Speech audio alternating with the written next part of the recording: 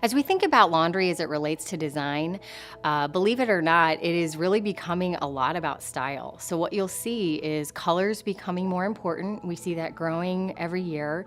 We see timeless colors are important, and that really is timeless metallic colors. So you'll see lots of grays, maybe warm blues out there. White is not going to go away. It's still about 60% of laundry that is purchased, but this idea of color is really becoming something new. And that's really driven because the laundry room isn't always in the basement anymore.